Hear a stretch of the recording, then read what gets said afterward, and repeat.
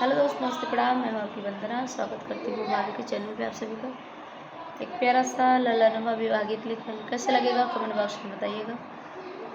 अमवा के पेड़वा पे बोले कोई लरिया, यार सुगना बोले ला मीठी बोला रे ललनवा, यार सुगना बोले ला मीठी बोला रे ललनवा।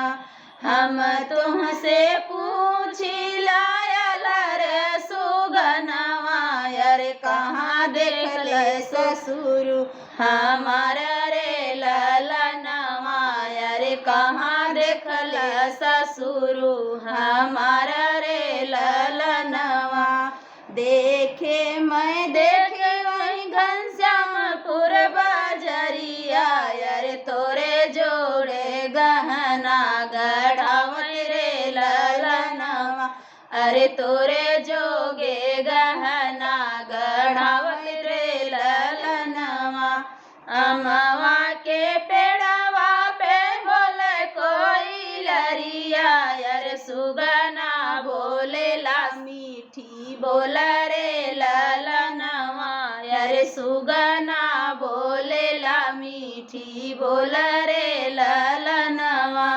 हम तुमसे पूछी लायल रे सुगनवा, यार कहाँ देखे भसुर हमारा रे ललनवा, यार कहाँ देखे भसुर हमारा रे ललनवा।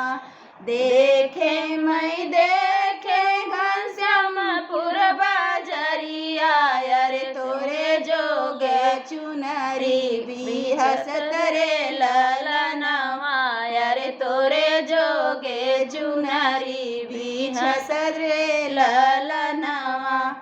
अमवा के पेड़वा पे बोले कोई लरिया, यार सुगना बोले ला मीठी बोला रे ललनवा, यार सुगना बोले ला मीठी बोला रे ललनवा।